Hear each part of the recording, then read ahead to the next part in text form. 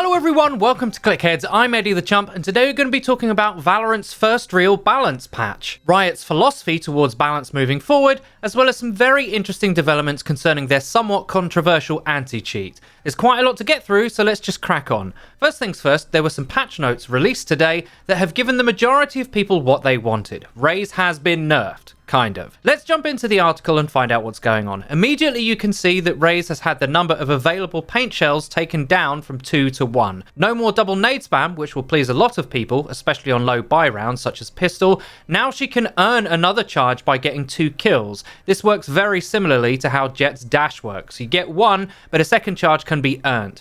This is quite a significant change to the agent. She'll still be able to make use of these grenades, but players will now know for sure how to play around them, particularly early round, as at that point she can only have 1 charge. Raze players will also have to adjust. That paint shell is valuable now and should not be thrown without thought or precision. It might now be more in line with its original design as area denial and a corner checking tool instead of a fire and forget double kill magnet. I'm sure there's many of you who will be thankful for this change. I do actually think this makes the game better without destroying her. She was so obnoxious to some players' tastes, pro 10-mans regularly had a Raze ban, with many feeling that her directly lethal kit had no place in the tactical FPS environment. More on that later.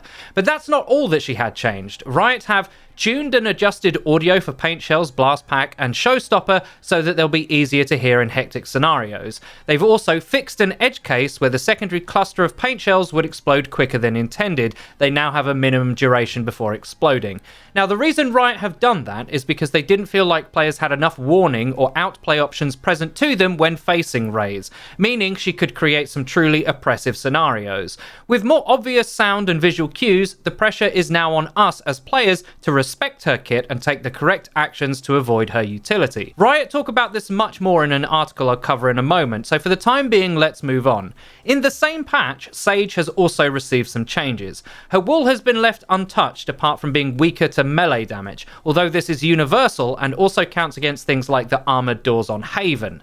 The reason for this is simple. The wall was too strong against low economy, especially rounds where the economy was preset, such as pistol. Riot want players to have a high-risk, high-reward option for breaking the barrier in these rounds, which I think is totally fair considering the cost of a barrier orb. It's very cheap for how strong it is, and that strength was compounded when your economy was low. Really good change, Riot. Moving on, Sage actually got what you could consider a buff and a nerf to her slow orbs. The patch notes read, slow orb now also slows the airspeed of players in the zone. Players can now walk through the slow orb without making noise. Players were able to circumvent too much of Sage's slow orb by bunny hopping through the zone. We want the minimum slow amount to be a bit more consistent with all movement in the zone, while still allowing for bunny hopping and walking to provide a slight benefit to traversing that zone. Also, we feel adding a stealthy yet slow way to move through the field brings more nuance to playing against the zone and a bit more uncertainty for Sage, since she can't necessarily hear people moving through. Essentially, you can't bunny hop through a slow orb like it wasn't there anymore. This was quite a high level movement technique, but it did mean that her orbs had less of an effect. By nerfing that a lot, although not completely, and adding a stealth option, Riot have effectively added outplay options on both sides of this interaction, which is great. Sage is still top tier in my opinion after this, so don't worry if she's your main, you just have more to think about when you cast that orb. The rest of the patch is quality of life and bug fix related, but you'll be pleased to know that Cypher's gun camera no longer exists. This very trolly and potentially game ruining bug has been patched. Rejoice! Also, apparently with some ISPs who are throttling traffic, the higher FPS you got, you could be subject to big in-game spikes of latency. This is now fixed, and I have had this myself, so I'm very happy. I'm also happy about a lot of the map exploits being patched, as they are a real pain to play against. Overall, a fantastic patch, Riot, well done, I can't wait to play. Now, Riot have also made a much longer blog post concerning the topic of game balance, and Raze in particular. Trevor Romleski, a senior gameplay lead designer, weighed in on Valorant's most controversial agent, and what he had to say was very interesting. I'll read some of it to you now. Raze has always been a polarizing character in Valorant. We've seen feedback ranging from rage is fine to please delete now. This has also raised the question about lethal damage from abilities in Valorant, and when, if at all, does it make sense. The value of lethal abilities is to create temporary areas of denial that require opponents to quickly reposition from that space. This can be used to reliably clear corners or push opponents off of angles where they have an advantage, forcing them to move from their position of power.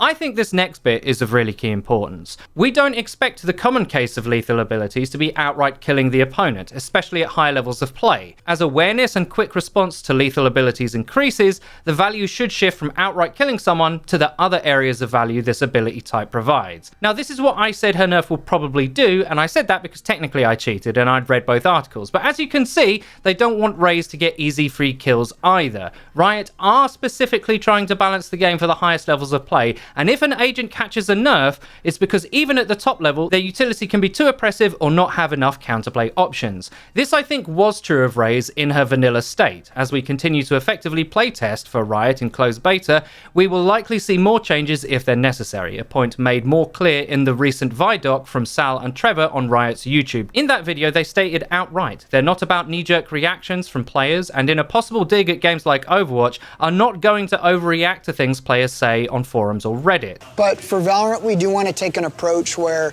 we're not knee-jerk reacting to, whatever we see on a forum or whatever social platform.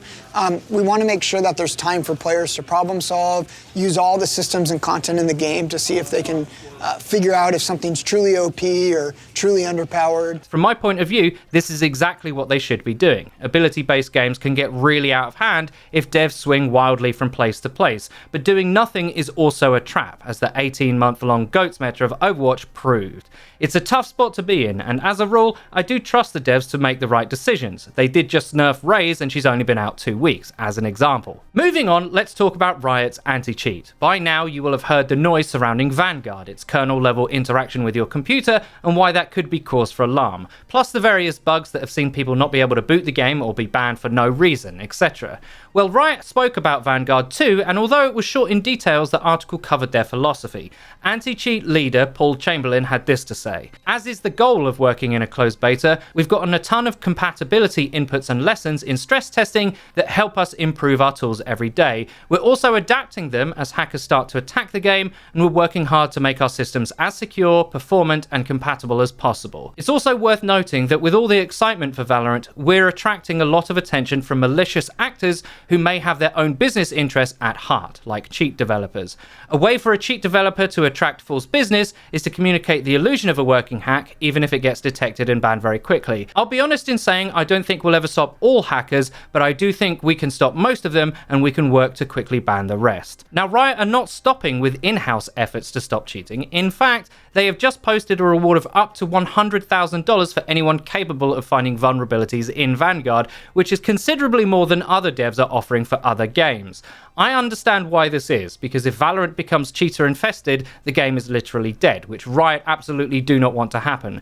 $100,000 might seem like a lot of money, but when the fate of an entire game's reputation and viability is on the line, it's peanuts, especially to the company that made League. I have had a game end due to a cheater being detected already, and that was in closed beta. As Riot says, Valorant is already under attack from malicious parties looking to make money from those who can't aim and have no self-respect, so they need to take drastic action. It's a sad state of affairs, but that's modern PC gaming. People will cheat, and the easier it is, the more people will do it. And with that, we've just about covered everything. There's actually a lot to take in with today's news, so I'd be really interested in hearing your guys' opinions on all the topics we covered. Do you think Raze has been nerfed enough, or too much? What do you think to being able to sneak through Sage's slow orbs? Are you annoyed that your Cypher camera can't one-tap anymore? Obviously that last one was a joke, but for everything else, let us know in the comments section. I really hope you enjoyed the video and found the info useful. If you like the content on this channel, please hit that subscribe button and click the bell icon so you get notified when we upload. Until next time.